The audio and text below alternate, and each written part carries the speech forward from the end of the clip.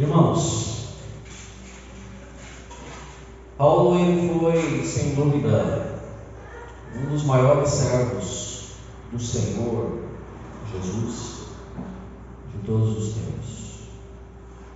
E eu me emociono quando eu penso em Paulo, devido ao quê? Devido ao seu fim, com que ele terminou os seus dias. É muito tremendo saber que um homem tão importante, tão chamado, tão capacitado por Deus, encerrou seus dias numa cadeia, numa prisão, esperando a morte, como de fato ela aconteceu. Esse homem teve experiências sobrenaturais com o Senhor.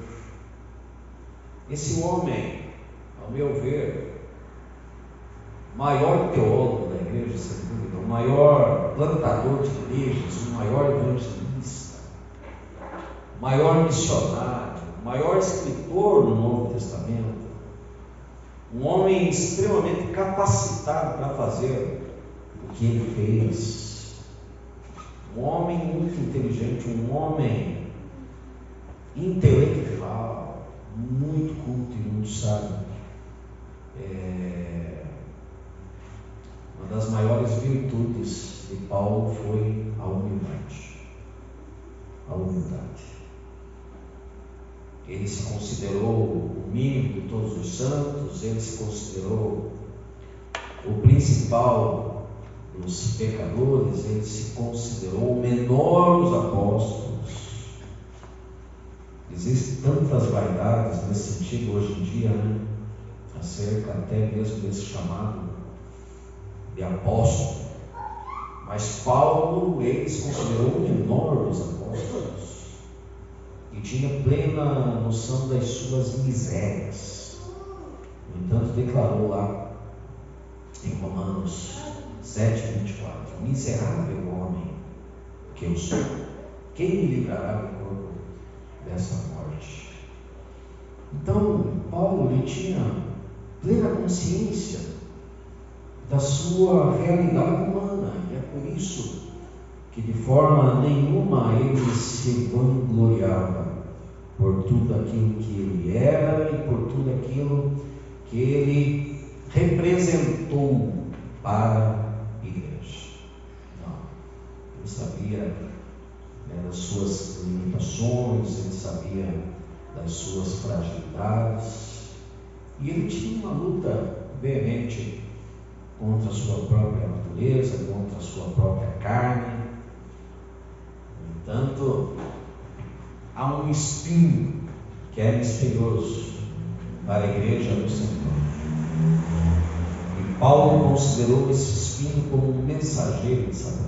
E 3 vezes ele orou ao Senhor para que Deus afastasse, retirasse esse espinho da sua carne, e isso não aconteceu, porque Deus falou a ele: minha graça te basta, porque o meu poder se aperfeiçoa na tua fraqueza. Então, era um instrumento de Satanás esse espinho na carne, a fim de lhe esbofetear, visando que não se exaltasse pela importância e pela relevância das revelações que ele tinha da parte de Deus. Mas Paulo foi tremendamente usado, teve inúmeras experiências com Deus, teve inúmeras experiências com o Espírito Santo, um verdadeiro servo do Senhor, um santo da igreja. Mas este santo da igreja, esse apóstolo Paulo, não deixou de ser homem e de ter também os seus momentos maus. os seus momentos de fraqueza. Paulo, por mais das revelações que ele teve, por ser o maior escritor do Novo Testamento, isso não fez com que ele não pecasse, com que ele não errasse, com que ele não transgredisse.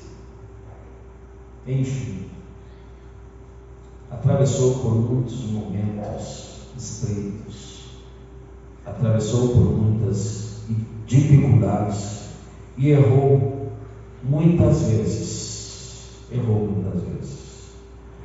mas nem por isso deixou de ser um homem de Deus. Queridos, eu como vice-presidente do presbitério, eu fui escolhido para fiscalizar no momento lá das eleições. Então eles colocaram 10 mesas com 4 pastores presidentes em cada mesa, e os vice-presidentes, cada um ficava numa mesa fiscalizando na contagem dos votos. E a primeira eleição foi exatamente para presidente, e o pastor Advanir ganhou. Depois houve a eleição para vice-presidente, e estavam concorrendo a esse cargo 2 pastores. Pastor Marcos Zengo, lá de Cascavel, e pastor Edis, lá de Governador Valadares, em Minas Gerais. E foi uma eleição muito acirrada. E o pastor Marcos Zengo ganhou a vice-presidente da nossa denominação com 10 votos de diferença, somente 10 votos. E aí, estava acontecendo ali as eleições. De repente, quando eu olho para a minha direita, tinha alguns pastores, e esses pastores se dirigiram ao presidente eleito, pastor Advanir, e começaram a contestar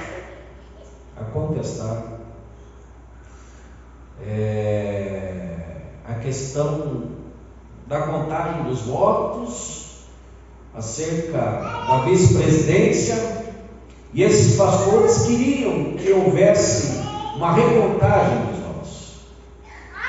E aí o pastor Advanir, ele falou assim para esses pastores: seguinte, não vou recontar, não, porque foi eleito, a eleição é limpa, a eleição é transparente. Quem estão trabalhando aqui são pastores, são homens de Deus, são presidentes e vice-presidentes. Os presidentes estão fazendo a contagem dos votos, os vice-presidentes estão fiscalizando. Não vamos recontar, não. Mas daí um dos pastores ficou contestando a decisão do presidente.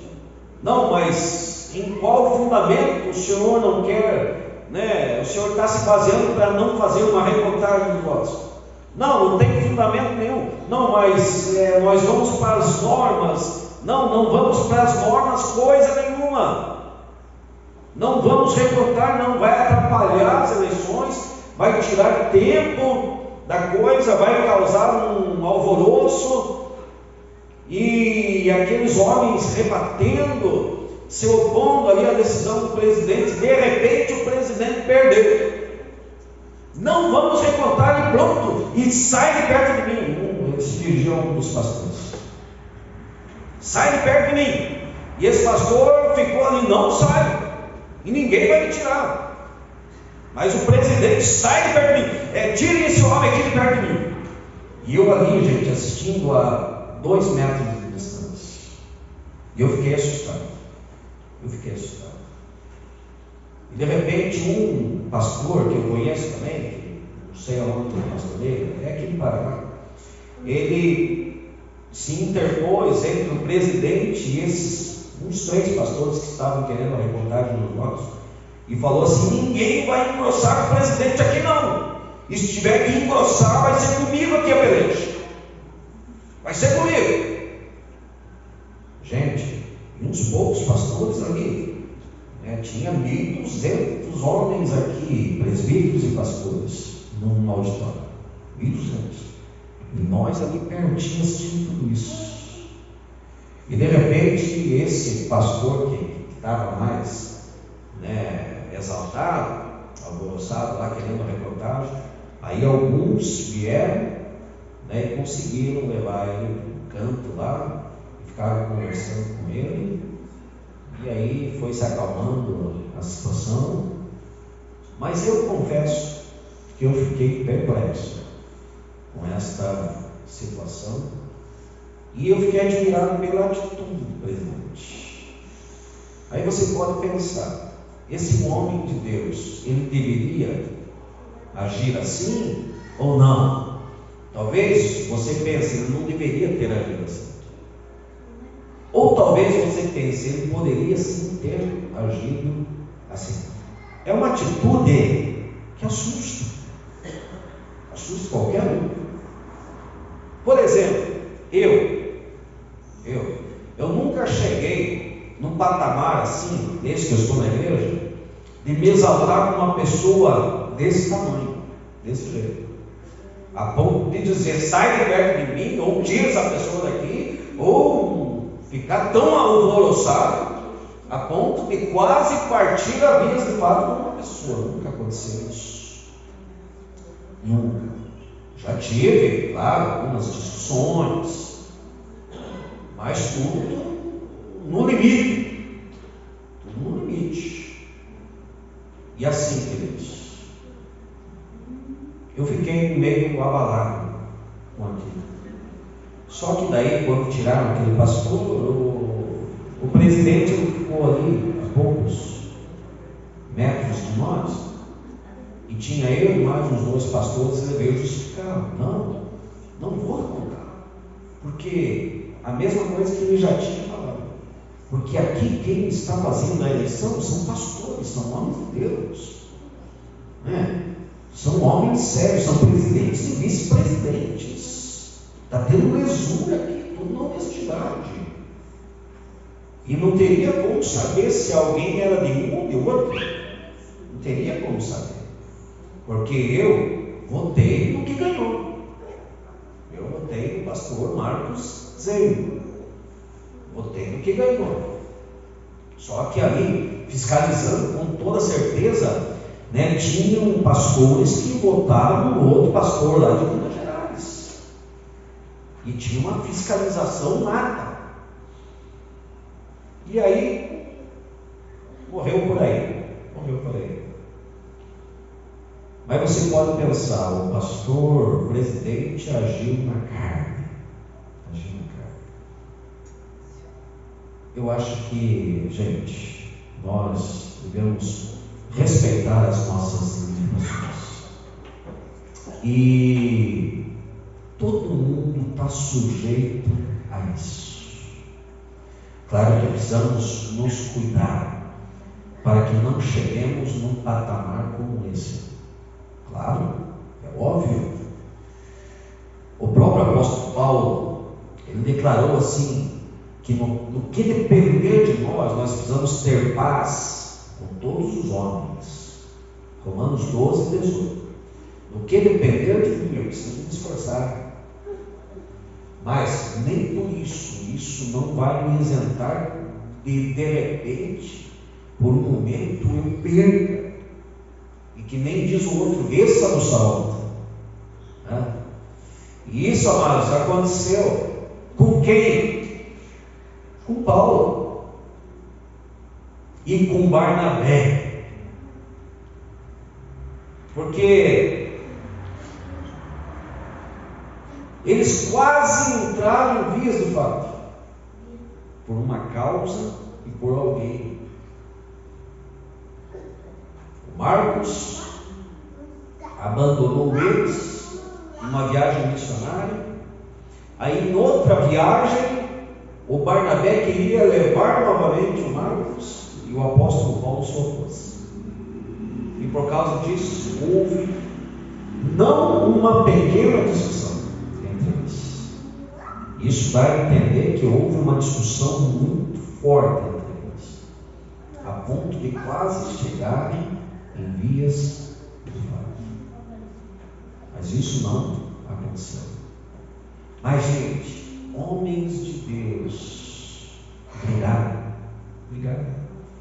Paulo e Barnabé. E a Bíblia relata isso. Mas Paulo não deixou de ser usado por Deus porque teve isso. Aconteceu esse episódio na vida dele. E o interessante, eu pude até julgar essa atitude do presidente eleito naquele momento, pela vontade de Deus, mas no outro dia esse homem pregou pela manhã, gente. Mas foi uma bênção a pregação desse homem. E o Espírito Santo se manifestou de uma forma surpreendente. E ele abordou lá 5 tópicos, e era uma presença de Deus naquele auditório. Uma presença. Não tinha como não sentir a presença de Deus na pregação do pastor presidente da nossa denominação. E no dia anterior tinha agido dessa maneira, mandado tirar alguém da presença dele. O apóstolo Paulo, gente, ele também sofreu muitos embates dessa proporção. E assim, quando eu leio toda a epístola de 2 Timóteo, eu fico muito penalizado com tudo o que aconteceu a este homem e com todos os seus relatos. E ele aborda que ele foi abandonado por alguns. Ele foi abandonado, como ele mesmo relata. Se você puder acompanhar o texto, no primeiro capítulo, versículo 15. Gente, Paulo falando aqui. Paulo falando aqui. Ele está fazendo esse relato ao seu filho na fé, Timóteo. Tá?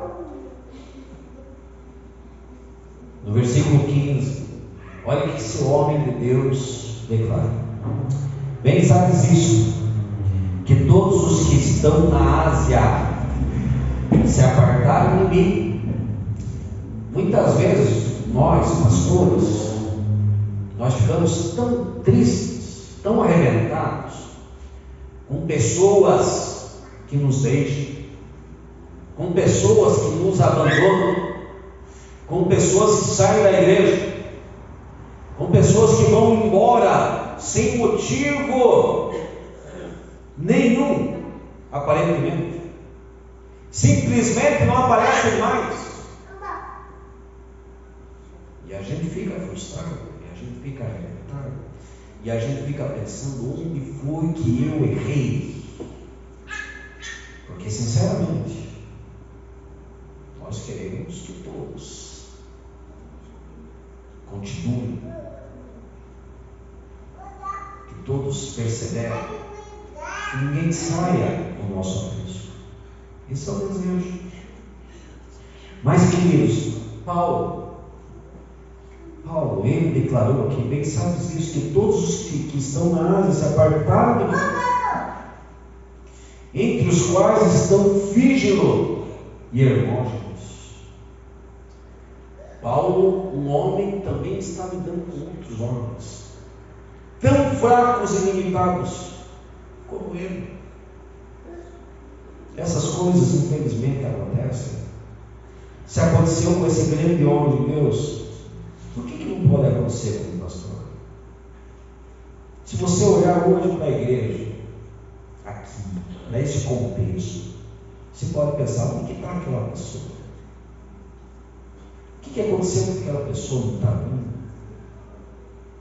Ou que não vem mais? Ou que faz tempo que não vem? Será que é uma coisa tão anormal assim? Eu penso que é frustrante, mas não é anormal. Não é anormal isso. Porque numa comunidade como a nossa, estão homens fracos, limitados, que de repente, até por uma bobagemzinha, por uma picuinha, podem embravecer, se revoltar, se rebelar, se levantar contra. É a fraqueza humana. É a fraqueza humana. São as vaidades do coração. Só que sim, né, queridos? Cada qual vai ter que prestar contas de si diante de Deus por todas as suas atitudes. Por todas as suas atitudes. Mas o apóstolo Paulo, gente, ele faz um relato aqui e ele aponta nomes. Ele colocou aqui que todos o abandonaram na Ásia, entre eles Fígelo e Hermógenes. Ele cita nomes. Claro, a gente sabe quem é com a gente e quem não é.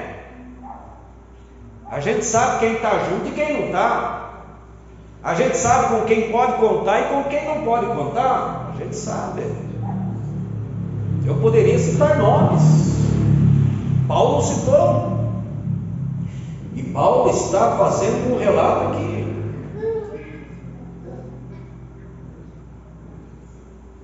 No capítulo 2. Acompanhe comigo. Ele faz um relato de alguns que se desviaram da verdade. Isso pode acontecer numa igreja ou não? Claro que pode. Acompanhe comigo no segundo capítulo, versículos 16 em diante. Diz assim: mas foge. Paulo está ensinando seu filho na fé, Timóteo. Está discipulando. Olha o que ele fala aqui a Timóteo: recomendações. Mas foge dos falatórios profanos e vãos, porque eles produzirão maior impiedade. O que Paulo está falando para Timóteo? Foge desses diz que me diz que você está contemplando aí. Foge dos falatórios profanos, irmãos, porque eles produzirão maior impiedade. E a palavra desses comerá como faz a gangrena, entre os quais estão Himeneu e Fileto. Colocou mais 2 nomes. Esses se desviaram da verdade. Os primeiros lá me abandonaram. Agora esses 2 aqui, Himeneu e Fileto, se desviaram da verdade. E o que eles estavam fazendo? Os quais se desviaram da verdade, dizendo que a ressurreição já passou, e destruíram a fé de alguns. Olha que forte isso. Mas, gente, lá no 4º capítulo, é um relato onde ele está no fim da sua vida. E se você puder, está com a tua Bíblia, e quem está com a Bíblia aqui? Levanta sua mão. Meu Deus, cadê a Bíblia da mão desse povo? Jesus.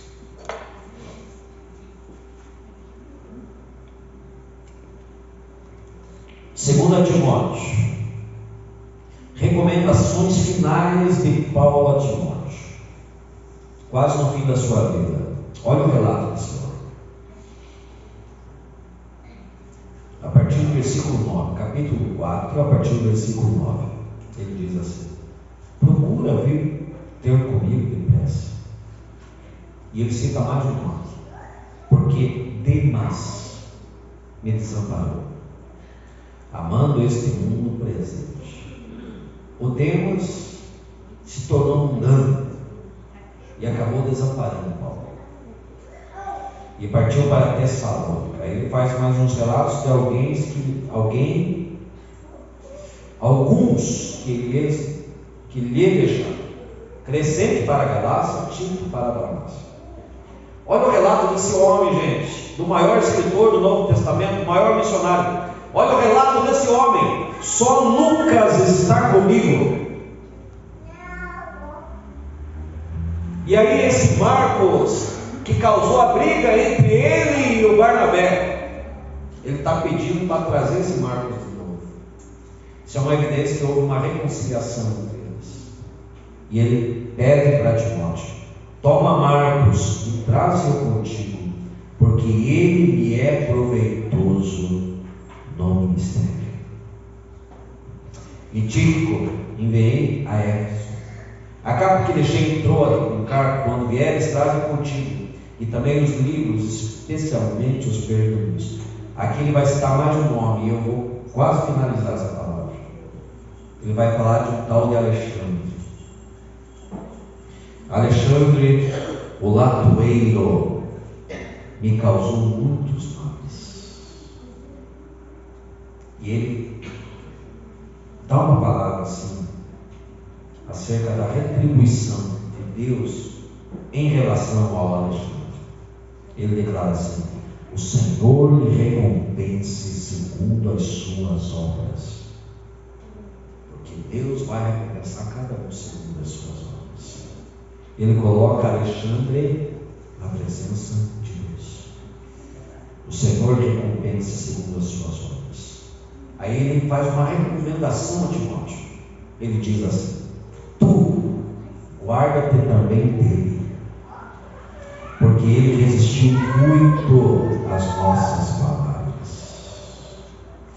O Alexandre ele fez tanto mal para Paulo, que Paulo está dizendo para Timóteo, se guarda-te desse tarde Alexandre Latoeiro, porque ele resistiu e com certeza vai lhe prejudicar também. Isso é uma coisa, infelizmente, normal no reino de Deus. Mas, gente, finalizando, ele faz um relato de um tal de Onesíforo no primeiro capítulo. E ele pede algo, ele intercede a Deus pela vida de Onesíforo. Por quê?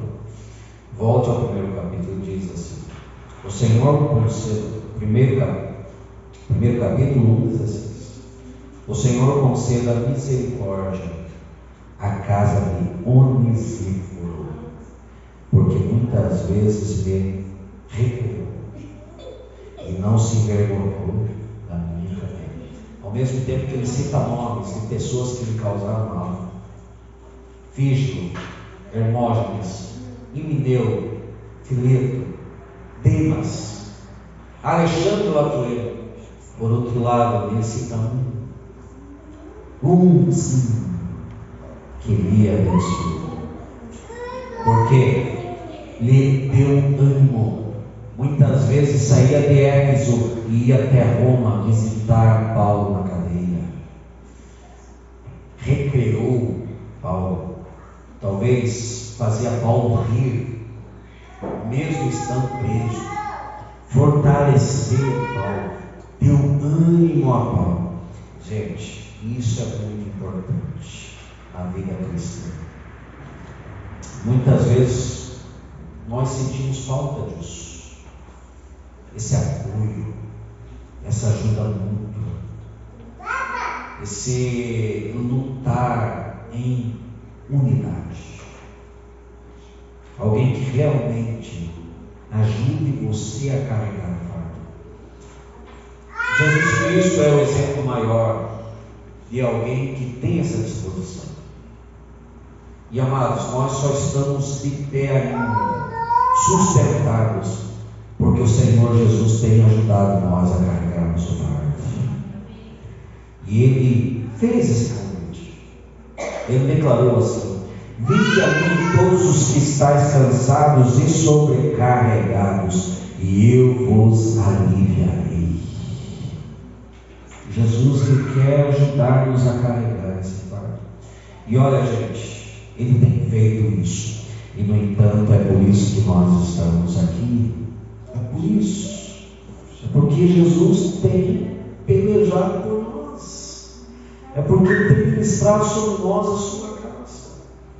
Quantas vezes nós estamos quase sucumbindo? Quantas vezes nós estamos quase sendo levados pelas nossas fraquezas? E vem essa força de Deus que nós não percebemos, mas que Ele sabe como que Ele está fazendo, e nós continuamos perseverando no caminho da fé. Paulo, ele viu muitos lhe abandonarem, mas por outro lado, ele louvou a Deus pela vida de um discípulo e pediu misericórdia de Deus sobre esse homem que cumpriu um chamado de Deus, cumpriu uma vocação de fazer aquilo que é dever de todos nós. Esse mesmo apóstolo Paulo, ele declarou assim: levai os fardos uns dos outros, e assim cumprireis a lei de Cristo.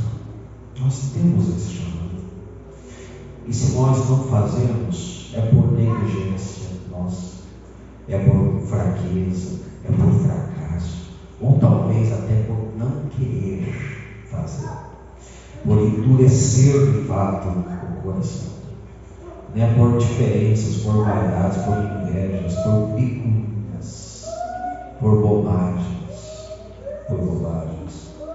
Mas eu acho que, amados, nós devemos crescer nesse sentido, crescer na graça e no conhecimento do Senhor Jesus e realmente voltarmos ao Evangelho.